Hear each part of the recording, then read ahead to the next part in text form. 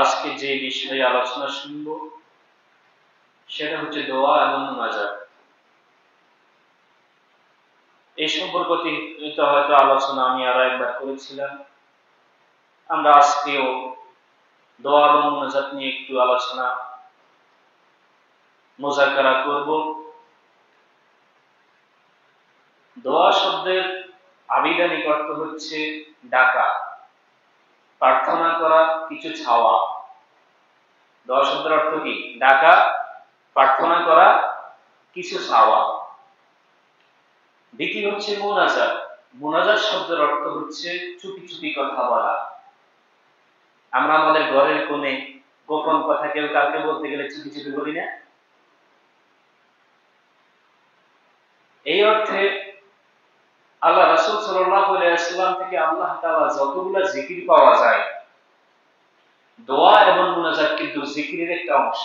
জিকিরের একটা কি অংশ, এবং প্রত্যেকটি দোয়াকে, জিকিরকে মুনাজাত বলা হয়েছে। কারণ আল্লাহ তাআলা কালামে মাজিদের মধ্যে বলেছেন, তোমরা আমি আল্লাহ তাআলার জিকির করো আন্তরিকভাবে, মনে মনে, আস্তে আস্তে, মানে চুপি চুপি তোমরা আমার জিকির করো। জিকির কি আস্তে করবো না জোরে করবো, এ ব্যাপারে আলেমদের অনেক মতামত আছে, কিন্তু কোরআনের স্পষ্ট কথা, স্পষ্ট আয়াত হলো যে তোমরা আমি আল্লাহ তাআলা জিকির করো মনে মনে, চুপি চুপি এবং আস্তে আস্তে। তো সেই অর্থে সমস্ত আল্লাহ তাআলা জিকিরগুলো কিন্তু মুনাজাত। জিকিরগুলো কি মুনাজাত। আমি আপনাদেরকে প্রথমে বলতে চাই, কোন ব্যক্তি যদি আল্লাহ তাআলার মুনাজাত 15 মিনিট করে, আল্লাহ তাআলার কাছে 15 মিনিট দোয়া করে, 15 মিনিট দুই হাত তুলে আল্লাহর কাছে মুনাজাত করে, তাহলে সেই ব্যক্তি তাহাজ্জুদ যদি কোনো ব্যক্তি 15 মিনিট পড়ে, তাহাজ্জুদ করে 15 মিনিটে যে সওয়াব পাবে, মুনাজাত করিও আল্লাহ তাআলার কাছে সেম সওয়াব পাবে। সুবহানাল্লাহ। 15 মিনিট জিকির করে আল্লাহ তাআলার কাছে যে সওয়াব সে অর্জন করত, সে আল্লাহ তাআলার কাছে দোয়া করে, আল্লাহ তাআলার কাছে মুনাজাত করে সেম একই সওয়াব অর্জন করবে। সুবহানাল্লাহ। তাহলে এই দোয়ার কিন্তু, মুনাজাতের কিন্তু অনেক গুরুত্ব আছে। সেই গুরুত্ব থেকে আমরা কালামে মাজিদে আল্লাহ তাআলা এই দোয়ার গুরুত্ব, এই মুনাজাতের গুরুত্ব সম্বন্ধে বলেছেন, ওয়াকালা রাব্বুকুম উদউনি আস্তাজিব লাকুম। এবং হে রাসূল সাল্লাল্লাহু আলাইহি ওয়াসাল্লাম, আপনি বলেন যে তোমরা তোমাদের প্রতিপালককে ডাকো, প্রতিপালক তোমাদের ডাকে সাড়া দিবে। সুবহানাল্লাহ। আমি আপনি আল্লাহ তাআলাকে ডাকলে, আল্লাহ তাআলার কাছে কিছু চাইলে, দোয়া করলে, মুনাজাত করলে আল্লাহ তাআলা আমাদের নিকটে আছেন। সুবহানাল্লাহ। আল্লাহ তাআলা প্রত্যেকটা আমার চাওয়াকে খুব যত্নের সাথে শুনেন। সুবহানাল্লাহ। আরো দুইটা কথা আপনাদেরকে বলি। এক নম্বর হচ্ছে, আল্লাহ তাআলা 30 পারা কালামে মাজিদ যখন আমরা পড়ি, পুরা 30 পারা কালামে মাজিদ হচ্ছে আল্লাহ তাআলার কথা। আল্লাহ তাআলার কথা যখন আমি আমার মুখ দিয়ে কালামে মাজিদ পড়ি, তখন আসলে যদিও আমি আমার মুখ দিয়ে পড়ি, কথাগুলা কার? আল্লাহ। ওই সময় আল্লাহ তাআলা কথা বলে। এজন্য আল্লাহ তাআলা বলেছেন, ইজা কুরিয়াল কুরআনু ফাসতামিউ লাহু, যদি তোমাদের সম্মুখে কোরআন তেলাওয়াত করা হয়, তোমরা শ্রবণ করো মনোযোগ সহকারে এবং চুপ থাকো। কি থাকো? কারণ কথা বলতেছে কে? সমস্ত জগৎসমূহের প্রতিপালক, সমস্ত জগৎসমূহের বাদশা আল্লাহ তাআলা যখন কথা বলছে, তোমরা তখন কি থাকো? চুপ থাকো এবং মনোযোগ দিয়ে তার কথা তোমরা শুনো। দ্বিতীয় হচ্ছে মুনাজাত। যখন বান্দা মুনাজাত করে, তখন বান্দা মনোযোগের সাথে, আন্তরিকতার সাথে আল্লাহ তাআলার কথা, আল্লাহ তাআলার সাথে কথা বলে, আর আল্লাহ তাআলা মনোযোগ দিয়ে তার কথা শুনে। বলেন সুবহানাল্লাহ। তাহলে যখন বান্দা কোরআন তেলাওয়াত করে, কথা বলে আল্লাহ বান্দার সাথে, আর যখন বান্দা মুনাজাত করে, দোয়া করে, তখন বান্দা কথা বলে কার সাথে? আল্লাহর সাথে সরাসরি। এজন্য এই দোয়া এবং মুনাজাতের কিন্তু কি আছে? গুরুত্ব আছে। আল্লাহ তাআলা আমাদেরকে এই দোয়া এবং মুনাজাতের গুরুত্ব বুঝে আল্লাহ তাআলার কাছে সব সময় দোয়া করার তৌফিক দান করুন। কারণ আল্লাহ তাআলা কিন্তু কখনোই ঘুমানো না, তন্দ্রাও যান না, জিমেনিও আল্লাহ তাআলার আসে না, নাউজুবিল্লাহ। তাহলে আল্লাহ তাআলা সব সময় প্রতিটি আব্দুল্লাহ নামে যত মানুষ আছে, আল্লাহ তাআলা বান্দার পরিচয় দিয়ে যত মানুষ চলে, প্রত্যেকটা মানুষের দিকে আল্লাহ তাআলা একান্ত আন্তরিকতার সাথে মনোযোগ দিয়েই তাকান। কিন্তু আল্লাহ তাআলা কাফের মুশরিক সবার দিকেই তাকান, কিন্তু আল্লাহর বান্দার পরিচয় দিয়ে যারা চলে তাদের দিকে আল্লাহ তাআলা একটু বেশি মনোযোগ দিয়ে তাকিয়ে থাকেন। কখন সে চাইবে আল্লাহ তাআলা দিতে আর দেরি হয় না। এজন্য আল্লাহ তাআলা বলেছেন যে তোমরা আমাকে ডাকো, আমি তোমাদের ডাকে কি দিব? সাড়া দিব। এরপরে নবীজি সাল্লাল্লাহু আলাইহি ওয়াসাল্লাম বলেছেন আদ-দুআ হুয়াল ইবাদা। নবীজি সাল্লাল্লাহু আলাইহি ওয়াসাল্লাম বলেছেন দোয়াটাই হলো একটা ইবাদত। দোয়াটাই হলো কি? দোয়াটাই ইবাদত। এজন্য বান্দা যখন দোয়া করে, বান্দা যখন আল্লাহ তাআলার কাছে চায়, আল্লাহ তাআলার কাছে প্রার্থনা করে যে কোনো বিষয়ে, আল্লাহ তাআলা তখন মনোযোগ দিয়ে বান্দার ওই চাওয়া, ওই প্রার্থনা, ওই কথা আল্লাহ তাআলা শুনেন। এজন্য দোয়াটাই কি? ইবাদত। দোয়াটাই ইবাদত, দোয়াটাই ইবাদত। কারণ বান্দার সাথে আল্লাহর সাথে সম্পর্কের যে দুনিয়াতে একমাত্র মাধ্যম, সেটা হচ্ছে আল্লাহ তাআলার কাছে দোয়া করা। আপনি দেখবেন একজন হিন্দুও যে কোনো সময়, ব্যবসায়ীদেরকে আমরা বেশিরভাগ দেখেছি, যেহেতু বাজারে ব্যবসা করে হিন্দু অনেক ব্যবসায়ী আছে, তারা সব সময় কিন্তু কাস্টমার চাইলেও আল্লাহ তাআলার কাছে চায়। কোথায় চায়? হিন্দু, বৌদ্ধ, কাফের, মুশরিক সবাই দোয়া কার কাছে করে? আল্লাহ তাআলার কাছে। কেউ কি বলেনি ভগবান দেয় বা ভগবানের দয়ায় বেঁচে আছে, এরকম বলেনি। ভাই আল্লাহ তাআলাই তো খাওয়ায়, ভাই আল্লাহ তাআলাই সুস্থ রেখেছেন, ভাই আল্লাহ তাআলাই চালাই। এইভাবে কাফের বলেন, মুশরিক বলেন, হিন্দু বলেন, বৌদ্ধ বলেন, ইহুদি বলেন, নাসারা বলেন, এমনকি নাস্তিকরাও। নাস্তিকরা তো বলে যে দেয়ার ইজ নো গড, আল্লাহ বলতে কিছু নাই। নাউজুবিল্লাহ। কোন আল্লাহ বলতে কিছু নাই। কিন্তু তাকে যদি একটা নৌকার মধ্যে উঠায় অথবা একটা বোটের মধ্যে উঠায়, বঙ্গোপসাগরের মাঝখানে ছেড়ে দিয়ে আসা হয়, তখন সে 100 বার 1000 বার আল্লাহ জিন আছে এটা মানে নিব, ঠিক কি না? এই বর্ষাকালে যখন পানির ঢেউ আসবে, তখন দোয়া করবে কার কাছে? আল্লাহ বাঁচান, বাঁচান, আমাকে বাঁচান। তখন চান্দু বুঝবো যে আল্লাহ বলতে কিছু আছে কি নাই। যখন আমরা বিপদে পড়ি, সর্বপ্রথম আমাদের মনে যেই কথাটা আসে, যে দোয়াটা আসে, সেটা কার কাছে আমরা করি? আল্লাহর কাছে। এজন্য প্রিয় ভাইয়েরা, দোয়াটাই ইবাদত। অন্য হাদিসে রাসূলুল্লাহ সাল্লাল্লাহু আলাইহি ওয়াসাল্লাম বললেন লাইসা শাইউন আকরামা আলাল্লাহি তাআলা মিনাদ দুআ। নবীজি সাল্লাল্লাহু আলাইহি ওয়াসাল্লাম বললেন আল্লাহর নিকট দোয়া করার চেয়ে অন্য কোন আমল আল্লাহ তাআলার কাছে এত সম্মানিত নয়, এত দামি নয়, এত মূল্যবান নয়। বান্দার কাছে, বান্দা যখন আল্লাহ তাআলার কাছে দোয়া করে, আল্লাহ তাআলার কাছে চায়, আল্লাহ তাআলার নিকট প্রার্থনা করে, আল্লাহ তাআলার কাছে সবচেয়ে প্রিয় এই বান্দার দোয়াটাই। আল্লাহ তাআলার কাছে বান্দা যখন আল্লাহর কাছে চায়, এটাই আল্লাহ তাআলার কাছে সবচেয়ে বেশি প্রিয়। এজন্য আল্লাহ তাআলার কাছে বেশি বেশি চাইতে হবে, কারণ এর চেয়ে প্রিয় আর কিছু আল্লাহর কাছে নাই। অন্য হাদিসে রাসূলুল্লাহ সাল্লাল্লাহু আলাইহি ওয়াসাল্লাম বললেন ইন্নাল্লাহা হাইয়ুন কারীম ইস্তাহি ইযা রাফা'আর রাজুলু ইলাইহি ইয়াদাইহি আই ইয়ারুদ্দাহুমা সিফরান খাইবাতাইন। অন্য হাদিসে রাসূলুল্লাহ সাল্লাল্লাহু আলাইহি ওয়াসাল্লাম বললেন আল্লাহ হচ্ছেন অত্যাধিক লজ্জাশীল। আল্লাহ তাআলা অত্যন্ত লজ্জাশীল। যখন আল্লাহর কোন বান্দা আল্লাহর কাছে দুইখানা হাত উত্তোলন করে দিয়ে কিছু চায়, আল্লাহর কাছে প্রার্থনা করে, আল্লাহর কাছে দোয়া করে, আল্লাহ তাআলা ওই হাতটাকে খালি হাতে ফিরিয়ে দিতে লজ্জাবোধ করে। সুবহানাল্লাহ। আল্লাহ তাআলা ওই হাতটাকে খালি ফিরিয়ে দিতে আল্লাহ তাআলা অত্যন্ত লজ্জাবোধ করেন। এজন্য বঞ্চিত হাতে আল্লাহ তাআলা কাউকে কখনো ফিরান না। আপনি যেই দোয়া করেন, যেই কথায় আল্লাহ তাআলার কাছে বলেন, যেই প্রার্থনাই করেন, প্রত্যেকটা দোয়া, প্রত্যেকটা প্রার্থনাকে আল্লাহ তাআলা যত্ন করে তার নিজের কাছে রেখে দেন। আমার ভাইরা, অন্য হাদিসে রাসূলুল্লাহ সাল্লাল্লাহু আলাইহি ওয়াসাল্লাম বললেন, লা ইয়ারুদ্দাল কদা ইল্লা দুআ ওয়া লা ইউরিদু ফিল উমরি ইল্লাল বির। রাসূলুল্লাহ সাল্লাল্লাহু আলাইহি ওয়াসাল্লাম বললেন, দোয়া ব্যতীত অন্য কোনো কিছু ভাগ্যের পরিবর্তন করতে পারে না। দোয়া ছাড়া অন্য কিছু আমার আপনার ভাগ্য পরিবর্তন করতে পারে না। আমার আপনার ভাগ্য পরিবর্তন করতে পারে একমাত্র দোয়ার মাধ্যমে।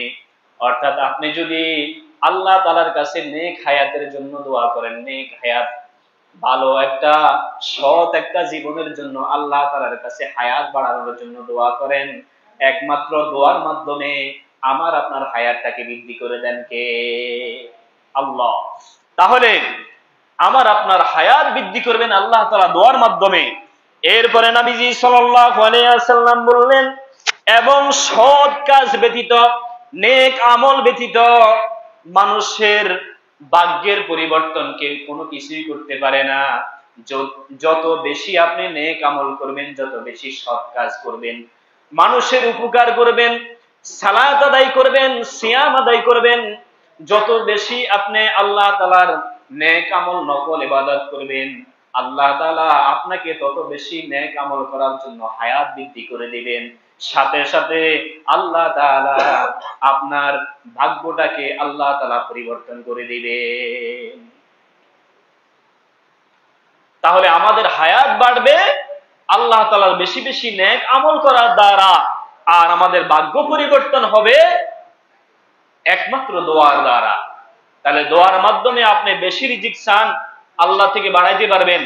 আপনি বেশি সুস্থতা চান, আপনি সারা জীবন সুস্থতা চান, সেটাও আপনি দোয়ার মাধ্যমে কার থেকে নিতে হবে? আল্লাহ তাআলা থেকে নিতে হবে। প্রিয় ভাইরা, অন্য হাদিসে রাসূলুল্লাহ সাল্লাল্লাহু আলাইহি ওয়াসাল্লাম বললেন, দাওয়াতুল মারইল মুসলিমি লিআখিহি বিজাহরিন গায়ব মাস্তাজাবু ইনদা রাসিহি মালাকুল মুআক্কালুন কুল্লামা দাআ লিআখিহি বিখাইরিন ক্বালাল মালাকুল মুআক্কিলু বিহি আমিন ওয়া লাকা বিমিসলিহি। নবীজি সাল্লাল্লাহু আলাইহি ওয়াসাল্লাম বললেন, একজন মুসলিম বান্দা তার ভাইয়ের অনুপস্থিতিতে তার জন্য দোয়া করলে আল্লাহ তাআলা ওই দোয়া সাথে সাথে কবুল করে নেন। অর্থাৎ আপনার কোনো ভাই এই মজলিসে নাই, আপনার কোনো বন্ধু বান্ধব আত্মীয় স্বজন এই মসজিদে আজকে নাও থাকতে পারে, আপনি এই মসজিদ থেকে আপনার ওই অনুপস্থিত বন্ধুর জন্য, আত্মীয়র জন্য যেই দোয়াই আল্লাহ তাআলার কাছে করবেন, আল্লাহ তাআলা সেই সৎ দোয়া, সেই ভালো দোয়া, নেক দোয়া আল্লাহ তাআলা কবুল করে নেবেন। এই জন্য আমরা ইমাম যারা আছে, মুয়াজ্জিন যারা আছে, খতিব যারা আছে, প্রত্যেক শুক্রবারে দোয়া করার সময় আপনার আত্মীয় স্বজন যারা মৃত, মরে গেছে, দুনিয়া থেকে বিদায় নিয়ে গেছে, প্রত্যেকের জন্য তারা দোয়া করেন কি করেন না? প্রত্যেক জুমার দিন দোয়া করে কিনা? প্রত্যেক ইমাম এবং খতিবরা এই অনুপস্থিত লোকগুলোর জন্য, দুনিয়াতে যারা জীবিত আছে এবং দুনিয়া থেকে যারা চলে গেছে, সবার জন্য দোয়া করে কি করে না? এই দোয়া আল্লাহ তাআলা কবুল করবেন, এই ওয়াদা দিয়েছেন রাসূলুল্লাহ সাল্লাল্লাহু আলাইহি ওয়াসাল্লাম। এইজন্য আপনার অনুপস্থিতিতে আপনার ভাইয়ের জন্য, আত্মীয় স্বজনদের জন্য বেশি বেশি দোয়া করবেন, আল্লাহ তাআলা দোয়া কবুল করবেন। এরপরে নবী সাল্লাল্লাহু আলাইহি ওয়াসাল্লাম বললেন, প্রত্যেকটি মানুষের মাথার উপর আল্লাহ তাআলা একজন করে ফেরেশতা নিযুক্ত করেন, একজন করে ফেরেশতা আল্লাহ তাআলা নিযুক্ত করে রেখেছেন, নিয়োজিত রাখেছেন। যখন কোন বান্দা তার অন্য কোন অনুপস্থিত ভাইয়ের জন্য, আত্মীয় স্বজনদের জন্য দোয়া করে, ওই ফেরেশতা ওই দোয়াটার সাথে সাথে আমিন বলেন, বলেন সুবহানাল্লাহ। শুধু আমিন বলেন কথাটা এখানে শেষ নয়, আমিন ওয়া লাকা বিমিসলিহি, ফেরেশতা বলেন আমিন, আল্লাহ তাআলা তোমার দোয়া তোমার অনুপস্থিত আত্মীয় স্বজনদের জন্য আল্লাহ তাআলা কবুল করুক। তবে তাদের জন্য কবুল করার আগে আল্লাহ তাআলা সেই দোয়া তোমার জন্য কবুল করুক। তাহলে আমি যার জন্য দোয়া করছি, আমার যেই ভাইয়ের জন্য আপনি দোয়া করছি, তার জন্য দোয়াটা কবুল হওয়ার আগে ফেরেশতা বলে আগে তোমার জন্য কবুল হোক। সুবহানাল্লাহ। এজন্য যখন ইমাম খতিবরা দোয়া করবেন তখন আপনি তাদের সাথে জোরে জোরে আমিন বলবেন। অনেক জায়গায় দেখা যায় ভদ্রলোকরা মুনাজাত করেছে ঠিকই, হাত তুলেছে ঠিকই, হুজুর কইতে কইতে কানতে কানতে চোখের হানি হালাইতে হালাইতে শেষ, একজন মানুষের মুখ দিয়েও আমিন শব্দ, আল্লাহুম্মা আমিন শব্দ বাইর হয় না, এরকম আছে না নাই? আমার ভাইরা, আপনি হয়তো এমন সময় আমিন বলেছেন যে সময় ফেরেশতা আমিন বলে নাই, যে সময় দোয়াটা কবুল হয় নাই। এর আগের বার আল্লাহ তাআলা দোয়াটা কবুল করেছেন, কিন্তু আপনি সেইবার আমিন বলেন নাই। এজন্য প্রত্যেকটা দোয়ার সাথে সাথে আপনি বলবেন আল্লাহুম্মা আমিন অথবা আমিন। কারণ জানি না কোন দোয়াটা আল্লাহ তাআলা কবুল করেন, কোন দোয়াটা ফেরেশতারা পছন্দ করে, সাথে সাথে আমিন বলেন, ওয়ালাকা বিমিসলিহি বলেন। এজন্য প্রত্যেকটা দোয়ার সাথে আমাকে আপনাকে আমিন আমিন বলতে হবে। এজন্য রাসূলুল্লাহ সাল্লাল্লাহু আলাইহি ওয়াসাল্লাম যখন দোয়া করতেন, সাধারণত রাসূলুল্লাহ সাল্লাল্লাহু আলাইহি ওয়াসাল্লাম দুই হাত তুলে তেমন দোয়া করতেন না। কিন্তু যখন রাসূলুল্লাহ সাল্লাল্লাহু আলাইহি ওয়াসাল্লাম দুই হাত তুলে দোয়া করতেন, তখন সাহাবায়ে কেরাম সাথে সাথে চিৎকার করে করে আমিন বলতেন। যখন কোন বান্দাকে, কোন সাহাবাকে কবর দিতেন, তখন রাসূলুল্লাহ সাল্লাল্লাহু আলাইহি ওয়াসাল্লাম বলতেন আল্লাহ আমার বন্ধুকে মাফ করে দেন। সাহাবায়ে কেরাম বলতেন আমিন। আবার হাত নামিতেন, আবার হাত তুলে, দুই হাত তুলে আল্লাহ তাআলার কাছে আসমানের দিকে হাত তুলে দিয়ে আবার বলতেন আল্লাহ আমার সাহাবাকে মাফ করে দেন। আবার সাহাবায়ে কেরাম বলতেন আমিন। এরপরে আবার হাত নামাতেন। এইভাবে তিনবার আল্লাহ তাআলার কাছে হাত তুলে তুলে এইভাবে বলতেন আল্লাহ তাআলা এই কবরবাসীকে মাফ করে দেন। সাহাবায়ে কেরাম সাথে সাথে বলতেন আমিন। এজন্য যেই দোয়ায়ে আমি আপনি করি, আল্লাহ তাআলা কোন দোয়া বঞ্চিত হাতে ফিরিয়ে দেন না, বরঞ্চ প্রত্যেকটা দোয়াকে আল্লাহ তাআলা যত্ন করে তার নিজের কাছে রাখেন। এজন্য সাহাবায়ে কেরাম রাসূলুল্লাহ সাল্লাল্লাহু আলাইহি ওয়াসাল্লাম থেকে যে শিক্ষা পেয়েছেন, যে শিক্ষা নিয়েছেন, যে বেশি বেশি দোয়া করা। কারণ অসংখ্য হাদিস এবং আয়াতে আল্লাহ তাআলা এবং রাসূলুল্লাহ সাল্লাল্লাহু আলাইহি ওয়াসাল্লাম বলেছেন যে দোয়ার চেয়ে আল্লাহ তাআলার নিকটবর্তী মানুষ কোনোভাবেই হতে পারে না। এখন আসেন, হুজুর দোয়ার অনেক ফজিলত, দোয়ার অনেক গুরুত্ব বললেন। এখন আমাকে এমন একটা দোয়া শিখিয়ে দেন, এমন একটা দোয়া বলে দেন যেই দোয়া করলে আমি দুনিয়া এবং আখিরাতে সবকিছু আমার চাওয়া হয়ে যাবে। এরকম একটা দোয়া, সর্বশ্রেষ্ঠ দোয়া নামে রাসূলুল্লাহ সাল্লাল্লাহু আলাইহি ওয়াসাল্লাম আমাদেরকে শিখিয়েছেন। এবং যেই দোয়াটা দুই সিজদার মাঝখানে যখন আমরা বসি তখন রাসূলুল্লাহ সাল্লাল্লাহু আলাইহি ওয়াসাল্লাম নিজেই পড়েছেন, সাহাবায়ে কেরামদেরকে শিখিয়েছেন, এবং হাদিসে রাসূলুল্লাহ সাল্লাল্লাহু আলাইহি ওয়াসাল্লাম আমাদেরকে আমল করতে বলে দিয়েছেন। সেটা হচ্ছে আল্লাহুম্মা গফিরলি ওয়ারহামনি ওয়াহদিনি ওয়াআফিনি ওয়ারযুকনি, যার অর্থ হচ্ছে হে আল্লাহ আপনি আমাকে মাফ করে দেন। সবাই বলি আমিন। যখন আমি নামাজের মধ্যে দুই সিজদার মধ্যখানে বসে এই দোয়া বলি আল্লাহুম্মা গফিরলি, হে আল্লাহ আমাকে মাফ করে দেন, ওয়ারহামনি আমার উপর দয়া করেন, রহম করেন, ওয়াহদিনি আমাকে হেদায়েত প্রাপ্ত করেন, অর্থাৎ হেদায়েতের উপর আমাকে চালাবেন, মৃত্যু পর্যন্ত আমাকে হেদায়েতের উপরে চালাবেন, ওয়াআফিনি দুনিয়ার সমস্ত বালা মুসিবত থেকে আমাকে হেফাজত করবেন, ওয়ারযুকুনি এবং দুনিয়ার মধ্যে সর্বশ্রেষ্ঠ উত্তম রিজিক আপনি আমাকে দান করবেন। তাহলে বলেন আর কি বাকি রয়েছে? এই দোয়ার মধ্যে আমি বললাম আল্লাহ আমাকে মাফ করে দেন, আমার উপর দয়া অনুগ্রহ করেন, এরপরে বললাম আমাকে হেদায়েতের উপর চালান, এরপরে বললেন আমাকে দুনিয়ার সমস্ত বালা মুসিবত বিপদ আপদ থেকে আপনি রক্ষা করেন, এরপরে বললাম আল্লাহ দুনিয়াতে সর্বশ্রেষ্ঠ রিজিক আপনি আমাদেরকে দান করে। কি বাকি রইল? আর কিছু বাকি আছে? মানুষ কি কিসের জন্য এত কষ্ট করে? দুনিয়াতে কিসের জন্য এত কষ্ট, এত দৌড়াদৌড়ি, এত পেরেশানি, এত ব্যস্ততা? নামাজ পর্যন্ত পড়তে পারে না, কিসের জন্য?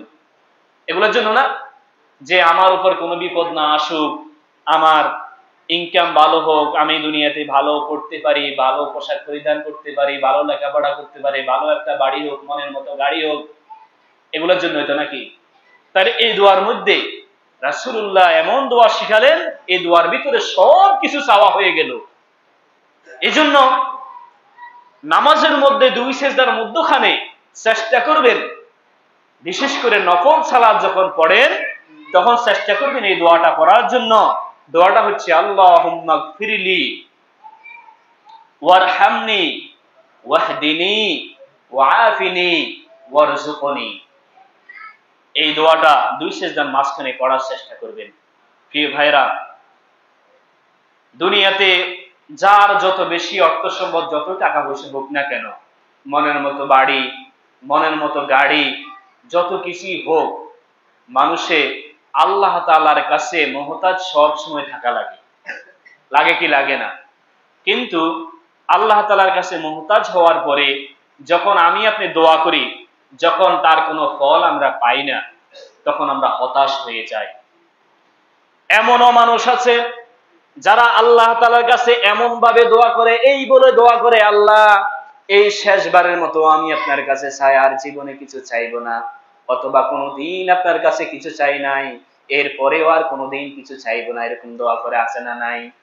আল্লাহ তাআলার সাথে সাথে নারাজ হয়ে যান, আল্লাহ তাআলা সাথে সাথে বেজার হয়ে যান, রাগ করেন যে বান্দা আমি সমস্ত বাদশার বাদশাহ, আমি হচ্ছে দাতা, এমন দাতা, দুনিয়ার সমস্ত মানুষ যদি আমার কাছে চাই এবং আমি সমস্ত মানুষকে যদি তার মনের মতো দিই, যে সে যেই পরিমাণ চায় তার মন ভরে আমি তাকে দিই, আমার সম্পত্তির ভান্ডার থেকে এক চুল পরিমাণ কমবে না রে বান্দা।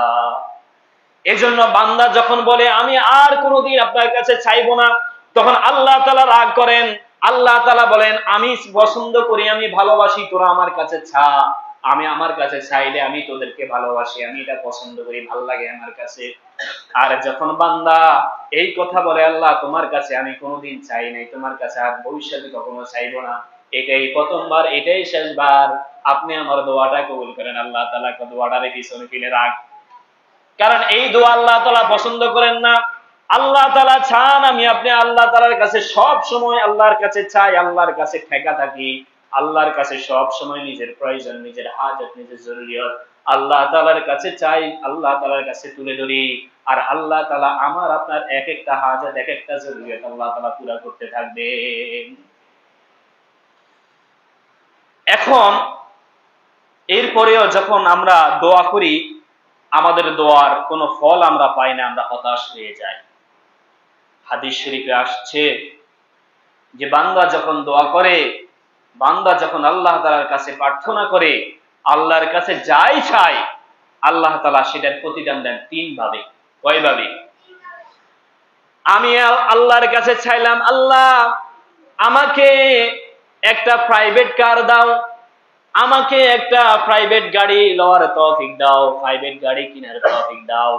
আল্লাহ তাআলা হয়তো এই দোয়াটাকে হুবহু ওইভাবে কবুল করবেন, অথবা আল্লাহ তাআলা তার মতো ওই পরিমাণ কোন বালা মুসিবত বিপদ আমার আপনার মাথার উপর থেকে আল্লাহ তাআলা সরিয়ে দিবেন। তাহলে হয়তো আপনি গাড়ি কিনতে পারবেন, নতুবা আপনি গাড়ি কিনতে পারবেন না। বুঝবেন যে এই পরিমাণ বালা মুসিবত বিপদ আপদ আল্লাহ তাআলা আমার আপনার মাথা থেকে সরিয়ে দিয়েছেন। সুবহানাল্লাহ। তাহলে আমার আপনার দোয়া আমরা ফলাফল না পাইলে হতাশ হওয়ার কোনো কারণ নাই।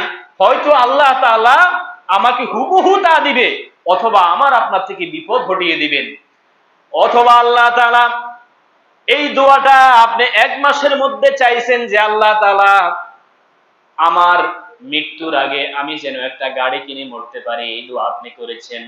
হয়তো আল্লাহ তাআলা আপনার মৃত্যুর আগে আপনাকে দেন নাই, এই দোয়া আল্লাহ তাআলা আপনার সন্তানাদের জন্য কবুল করেছেন। তাহলে আপনি চাইছেন এখন, আল্লাহ তাআলা হয়তো দিবে একটু পরে, দিবে হয়তো পরের জেনারেশনে, আপনাকে হয়তো নাও দিতে পারে, এটা আপনার ভালোর জন্য। আপনার পরবর্তী জেনারেশন, আপনার সন্তানাদি ওয়ারিসদেরকে আল্লাহ তাআলা দিয়ে দিবেন। অথবা আপনি চেয়েছেন আল্লাহ তাআলার কাছে একটা মনের মতো বাড়ি, অথবা চেয়েছেন মনের মতো একটা গাড়ি, আল্লাহ তাআলা সেই পরিমাণটা দিলেন, আল্লাহ তাআলা দেখছে আপনার জন্য মঙ্গল হবে না, কারণ আপনি প্রাইভেট কার এখনো ভালো করে চালাইতে পারেন না। আপনি যদি প্রাইভেট কার লই বাইরে অ্যাক্সিডেন্ট করে মারা যাইতে পারেন, ঠিক কিনা? এজন্য আল্লাহ তাআলা আপনাকে ওই পরিমাণটা, ওই নেশাবটাকে আল্লাহ তাআলা কমিয়ে আপনাকে হয়তো বা একটা মোটর বাইক কেনার মতো তৌফিক আল্লাহ তাআলা দিয়ে দিবেন, কারণ আপনার চলার জরুরতটা সারা হচ্ছে মূল উদ্দেশ্য, ঠিক কিনা বলেন? এজন্য হতাশ হওয়ার কোনো কারণ নাই। আল্লাহ তাআলার কাছে যখন যে দোয়া করেন, আল্লাহ তাআলা প্রত্যেকটা দোয়া কবুল করেন, অথবা সঞ্চয় করে আল্লাহ তাআলার কাছে নিজে রেখে দেন। এরপরে শেষ দোয়া কবুল হওয়ার যেই একটা পদ্ধতি আল্লাহ তাআলার কাছে আছে, দুনিয়াতে আপনি ইচ্ছায় অনিচ্ছায় এমন কিছু দোয়া আল্লাহ তাআলার কাছে করেছেন, আল্লাহ তাআলা দেখেছে দুনিয়াতে এইগুলা যদি আপনাকে দেওয়া হয়, আপনার জন্য বিপদ আপদ আসবে, আপনার জন্য কল্যাণ হবে না, মঙ্গলময় হবে না। এজন্য আল্লাহ তাআলা আপনার প্রত্যেকটা দোয়াকে আল্লাহ তাআলা যত্ন করে আল্লাহ তাআলার কাছে রেখে দিয়েছেন। কাল কিয়ামতে যখন কিয়ামতের মাঠ কায়েম হয়ে যাবে, আল্লাহ তাআলা এক একজন মানুষদেরকে ডাকবেন, দেখে আল্লাহ তাআলা বলবেন, তোমার এই সওয়াবগুলা তো তোমার মিজানের পাল্লায় মাপা হয়ে গেছে ঠিকই, কিন্তু এই সমস্ত উহুদ পাহাড়ের মতো, এই সমস্ত সাফা মারওয়া পাহাড়ের মতো এরকম সবগুলা নেক আমল তোমার জন্য আমি জমা করে রেখেছি। বলেন সুবহানাল্লাহ। ওই বান্দা সেই দিন বিশ্বাস করতে চাইবে না, আল্লাহ এই মহা মুসিবতের দিনে, কিয়ামতের দিনে আমি একটা নেকি কারো থেকে উপার্জন করতে পারলাম না, এতজন মানুষের কাছে আমি গেলাম, একটা নেকি আমি উপার্জন করতে পারলাম না। আপনি কি আমার সাথে মশকরা করেন নাকি? বলেন নাউজুবিল্লাহ। মশকরা করেন নাকি? এত বিশাল পাহাড়ের মতো নেক আমল আমার, এটা আমার বিশ্বাস হয় না। তখন আল্লাহ তাআলা তার উত্তরে বলবেন, ও বান্দা, দুনিয়াতে তুমি আমার কাছে অনেক কিছু চেয়েছো, অনেক কিছু প্রার্থনা করেছো, অনেক দোয়া তুমি আমার কাছে করেছো, দুনিয়াতে তোমার জন্য মঙ্গল হবে না বিদায় তোমাকে দুনিয়াতে দেওয়া হয় নাই। তোমার প্রত্যেকটা দোয়ার সবকে আমি আল্লাহ তাআলা জান্নাতের ভিতরে সঞ্চয় করে পাহাড় পরিমাণ করে ফেলেছি। বলেন সুবহানাল্লাহ। যাও, আজকে এই পাহাড় পরিমাণ সওয়াব সবগুলো আমি আল্লাহ তাআলা তোমাকে দিয়ে দিলাম। অতএব এই নেক আমল, এই সওয়াবের বদলতে আমি আল্লাহ তাআলা তোমাকে জান্নাতের বাসিন্দা করে দিলাম। বলেন সুবহানাল্লাহ। তাহলে হতাশ হওয়ার কোনো কারণ নাই। আমি আপনি যাই দোয়া করি এগুলা সব কবুল করা হয়, কিছু দুনিয়াতে পাবো, কিছু পরকালে কাল কিয়ামতে জান্নাতের জরিয়া হবে আমার আপনার। আল্লাহ তাআলা আমাদেরকে বুঝে শুনে ধৈর্য ধারণ করে বারবার আল্লাহ তাআলার কাছে চাওয়া তৌফিক দান করুন।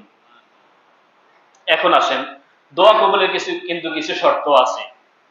আপনি দোয়া করলেই আমার দোয়া কিন্তু তৎক্ষণাৎ কবুল হবে না, কিন্তু যখনই আপনি মুসিবতে পড়বেন, যখনই আপনি বিপদে পড়বেন, চাইতে হবে কার কাছে?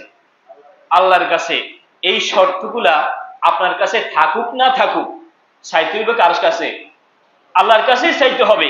কিন্তু আপনার দোয়াটা দ্রুত কবুল হওয়ার জন্য, আপনি মুস্তাজাবুদ দাওয়া হওয়ার জন্য, যে কোনো দোয়া করলে কবুল হয়ে যায় এরকম মুস্তাজাবুদ দাওয়া হওয়ার জন্য আপনার ভিতরে কিছু শর্ত থাকতে হবে। নাম্বার 1 হচ্ছে, আপনি যা খাবেন হালাল উপার্জন থেকে খাইতে হবে। যা খাবেন হালাল উপার্জন থেকে খাইতে হবে, হালাল উপার্জন করে আপনাকে খাইতে হবে। সুদ ঘুষ মানুষের টাকা জমি মেরে খেলে আপনি যা দোয়া করবেন এগুলো একটাও কবুল করা হবে না, বাকিটা আল্লাহ তাআলাই ভালো জানেন। 2 নম্বর হলো, বেশি বেশি সৎ কাজ করতে হবে, নেক আমল করতে হবে। আপনি জীবনে কোনোদিন সালাত আদায় করেন নাই, রোজা রাখেন নাই, কিন্তু আপনি হাঁটি হাঁটি বলেন আলহামদুলিল্লাহ আমি একজন ভালো ঈমানদার, আমি একজন ভালো নেককার। এরপরে আপনি মানুষের কাছে হেঁটে হেঁটে মানুষকে পানি পড়া দেন, তেল পড়া দেন, এরকম লোক সমাজের মধ্যে আছে না নাই? আমাদের সমাজে অধিকাংশ খনকার গুলা হলো বেনামাজি, এরপরে তাস খেলনেওয়ালা, জুয়া খেলনেওয়ালা, এরকম অনেক খনকারের কাছে যাইয়া মহিলারা তাবিজ নেয়, পানি পড়া নেয়, তেল পড়া নেয়, এরকম আছে না নাই? তাহলে তার উদাহরণটা সেরকমই হলো যে আমি জীবনে নামাজ পড়ি না, রোজা রাখি না, কোন নেক আমল, কোন আল্লাহ তাআলার ফরজ ইবাদত, ফরজে মাকতুব আমি আদায় করি না। এরপর আমি নিজেকে মনে করি আলহামদুলিল্লাহ আমি একজন পাকা ঈমানদার, আমি একজন খাঁটি ঈমানদার। এরকম মানুষের কাছে আপনি যাইয়া পানি পড়াল্লাই যান, তেল পড়াল্লাই যান, সে আপনাকে ফু দেয় আর আপনি সেগুলা আনি খান আর নিজেকে মনে করেন আলহামদুলিল্লাহ আমি এখন সুস্থ। এরকম আছে না নাই? প্রিয় ভাইয়েরা, যদি সৎ কাজ, বিশেষ করে আল্লাহ তাআলা ফরজ ইবাদত গুলা না করে, তাহলে ওই ব্যক্তির দোয়া আল্লাহ তাআলা কবুল করেন না। 3 নম্বর হচ্ছে, সুন্নতের অনুসারী হতে হবে, বিদআত করলে চলবে না, শিরিক করলে চলবে না। একজন সুন্নাহ রাসূলুল্লাহ সাল্লাল্লাহু আলাইহি ওয়াসাল্লামের মতো জীবন ধারণ করতে হবে, জীবন অতিবাহিত করতে হবে। তাহলে ওই ব্যক্তি আল্লাহ তাআলার কাছে যে দোয়াই করবে, আল্লাহ তাআলা সাথে সাথে ওই ব্যক্তির দোয়া কবুল করে নেবেন। এরপরে 4 নম্বর হলো, আল্লাহর কাছে যখন চাইবেন তখন ভালো ভালো জিনিসগুলা চাইবেন। এই জন্য হজের মৌসুমে কাবা শরীফের গিলাফ ধরে একজন ব্যক্তি দোয়া করতেছেন, আল্লাহ তাআলা এক ফোঁটা নাপাক পানি দিয়ে আমাকে সৃষ্টি করেছেন, অতঃপর আপনি আশরাফুল মাখলুকাত বলে ঘোষণা করে দিয়ে আমাকে দুনিয়াতে সম্মানের সাথে পাঠালেন, এরপরে ঈমানের মতো দৌলত দিয়ে আমাকে আরো মূল্যায়ন করলেন। আল্লাহ তাআলা দুনিয়াতে যখন পাঠাইলেন তখন দুনিয়ার মোহে পড়ে, দুনিয়ার সম্পত্তির অর্থকড়ির লোভে পড়ে আবার আমাকে ঈমান হারা করিয়েন না। কারণ দুনিয়াতে আসলে অর্থকড়ির পিছনে লেগে ব্যস্ত হয়ে পেরেশান হয়ে এরকম নামাজে আসে না, এরকম মুসল্লিও আসে না নাই। তো সেই ব্যক্তির কাবার গিলাফ ধরে দোয়া করতেছে, আল্লাহ তাআলা এই সম্পত্তির আগে আমার ঈমানটা ভালো ছিল, এই টাকা পয়সার লোভের আগে আমার ঈমানটা ভালো ছিল, অতএব আপনি আমার থেকে টাকা পয়সা ফিরিয়ে নিয়ে যান, আমার ঈমানটা আমাকে আবার ফিরিয়ে দেন। বলেন সুবহানাল্লাহ। তাহলে আল্লাহ তাআলার কাছে যখন দুই হাত তুলে দোয়া করবেন তখন আল্লাহ তাআলার কাছে ভালো ভালো জিনিস চাইবেন। আল্লাহ তাআলা দুনিয়াতে অল্প তুষ্টিতে আমাকে তুষ্ট করেন, সন্তুষ্ট করেন। আমার আপনার দুনিয়াতে কিন্তু কনাআত দরকার। কনাআত শব্দের অর্থ হচ্ছে অল্পতে তুষ্ট হয়ে যাওয়া, অল্পতে সন্তুষ্ট হয়ে যাওয়া, এটার নাম হাদিসে আসছে কনাআত। এজন্য যত বেশি চাইবেন তত বেশি চাহিদা থাকবে। আপনি যদি কোটিপতি হন, আপনি বিলিয়নার হতে চাইবেন। আপনি 1 কোটি টাকার মালিক হলে আপনি 100 কোটি টাকার মালিক হতে চাইবেন। কারণ আমার আপনার ভিতরে যখন কনাআত থাকবে না, অল্পতে তুষ্টি থাকবে না, তখন দুনিয়াতে কোনো রিজিক, কোনো সম্পত্তি আমার আপনার চাহিদা ফিল আপ করতে পারবে না, পূরণ করতে পারবে না। এজন্য যখন আল্লাহর কাছে চাইবেন তখন চাইবেন যে আল্লাহ আমাকে অল্পতে সন্তুষ্ট করে দাও, অল্পতে আমাকে সন্তুষ্ট করে দাও। যেই পরিমাণ রিজিক আমার দুনিয়াতে সাধারণভাবে স্বাভাবিকভাবে চলতে লাগে, সেই পরিমাণ রিজিক, উত্তম রিজিক, হালাল রিজিক আপনি আমাকে দান করেন। এইভাবে বলবেন। আপনি যদি এরকম চান যে আল্লাহ আর কোটি টাকা দেন, এক ব্যক্তি আল্লাহর কাছে দোয়া করতেছে, আল্লাহ আপনারা 2 বস্তা নিয়ে দেন। এরকম 7 দিন দোয়া করতেছে, দোয়া তো কবুল, এটা তো ভালো দোয়া, মঙ্গলের দোয়া। আল্লাহ তাআলার কাছে তো আসলে টাকা নাই, কি নাই, টাকার ব্যবস্থাটা আছে কিন্তু টাকা নাই। তা আল্লাহ তাআলার কাছে এরকম 7 দিন দোয়া করছে, আল্লাহ 2 বস্তা টাকা দেন। আল্লাহ তাআলা দিতেছে না। পরবর্তীতে দোয়ার একটু শব্দ চেঞ্জ করছি, আল্লাহ 2 বস্তা টাকা দেন, 1 বস্তা মসজিদ মাদ্রাসা দান করবো, আরেক বস্তা নিজের লাইরে আনবো। দোয়া পরিবর্তন করছি। এভাবে 7 দিন দোয়া করছি। দোয়া করার পরে দোয়া কবুল হইতেছে না। অবশেষে আবার দোয়ার শব্দ পরিবর্তন করে কইতেছে, আল্লাহ যদি বিশ্বাস না হয় আপনার রাস্তায় যেটা দান করবেন সেটা আপনি রায় দেন, আর বস্তা আরো দিয়ে দেন। কথা কি বুঝছেন? এরকম দোয়া করলে ভাইয়েরা চলবে না। এরকম দোয়া, কারণ আল্লাহ তাআলার কাছে টাকা কিন্তু নাই। আপনি বস্তা বস্তা টাকা চাইলে আল্লাহ তাআলা আপনাকে টাকা দিবে না, কিন্তু টাকার ব্যবস্থা আল্লাহ তাআলা করতে পারেন, সেই বিশ্বাস রাখতে হবে। এক হাদিসে কুদসিতে আল্লাহ তাআলা বলেন যে, হে বান্দা, সপ্ত আকাশ সপ্ত জমিন সৃষ্টি করতে আমি আল্লাহ তাআলা ক্লান্ত হই নাই। তুমি কেমনে মনে করো তোমার কাছে রিজিক পৌঁছাইতে আমি ক্লান্ত হয়ে যাব? প্রশ্ন করছে আল্লাহ, বান্দাকে প্রশ্ন করছে যে 7 আসমান তুমি দেখছো, বিশাল আকাশ, এই 7 আকাশ সৃষ্টি করতে, 7 জমিন সৃষ্টি করতে আমি আল্লাহ তাআলা ক্লান্ত হই নাই। তুমি কেমনে মনে করো তোমার কাছে রিজিকটা পৌঁছাইতে আমি আল্লাহ তাআলা ক্লান্ত হয়ে যাব? আল্লাহ হতাশ হন আমাদের চিন্তার উপরে। এজন্য আল্লাহ তাআলার কাছে ভালো জিনিস চাইবেন এবং ফলাফলের জন্য কিন্তু ব্যস্ত হওয়া চলবে না। দোয়া করে ফলাফল কেন পাইলাম না এটার জন্য ব্যস্ত হয়ে গেছে। এজন্য প্রত্যেকটা মানুষ যখন বিপদে পড়ে, রোগ ব্যাধিতে ধরে, বালা মুসিবতে ধরে, সুন্নত তরিকা আছে। 1 নম্বর সুন্নত হচ্ছে, যদি বালা মুসিবত হয় প্রথমে 2 রাকাত নামাজ পড়ো, সালাতুল হাজাত। কিয়া সালাতুল হাজাত 2 রাকাত নামাজ পড়বা, রাসূলের পদ্ধতি। দ্বিতীয় হচ্ছে, বালা মুসিবতের জন্য আল্লাহ তাআলার কাছে দোয়া করবা যে আল্লাহ এই মুসিবত থেকে, এই রোগ থেকে আমাকে মুক্ত করেন। 3 নম্বর কাজ হচ্ছে, এই বালা মুসিবত থেকে, রোগ ব্যাধি থেকে বাঁচার জন্য আল্লাহ রাস্তায় সদকা করা। কি করা? কয়টা পাইলাম?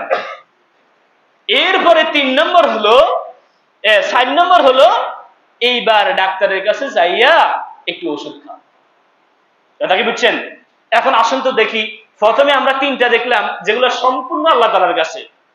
4 নম্বর যে পদ্ধতি সেটা হচ্ছে ডাক্তারের কাছে। এখন আমরা এই প্রথম 3টাকে পিছে পালাই, ডাক্তারকে আগে নিয়ে আসছি, ঠিক কিনা? এখন বলেন, আমার আপনার রোগ বালা মুসিবত ভালো হবে কেমনে? কারণ আমরা তো রাসূলুল্লাহ শিখানো পদ্ধতি 3টা পদ্ধতিকে পিছে ফেলে আমরা 4 নম্বরটারে আগে আনছি, বাকি 3টারে ভুলে গেছি, ঠিক কিনা কন? এজন্য ফলাফলের জন্য কি হওয়া যাবে না, ব্যস্ত হওয়া যাবে না। কি দোয়া করলাম, হাই হাই আল্লাহর কাছে দোয়া করলাম, আল্লাহ তো দিল না, আল্লাহ মনে হয় আমার উপর রাগ, আল্লাহ মনে হয় আমার উপর অসন্তুষ্ট, এরকম চিন্তা করে না মানুষ আছে না? কখনো এই কথা মনে আনবেন না। সব সময় একটা কথাই মনে রাখবেন, যত বালা মুসিবত আল্লাহকে ডাকলে আল্লাহ তাআলা আপনার নিকটে আছে। কারণ বালা মুসিবত থেকে উদ্ধার করনে ওয়ালা তো আল্লাহ তাআলা ছাড়া আর কেউ নাই। এরপরে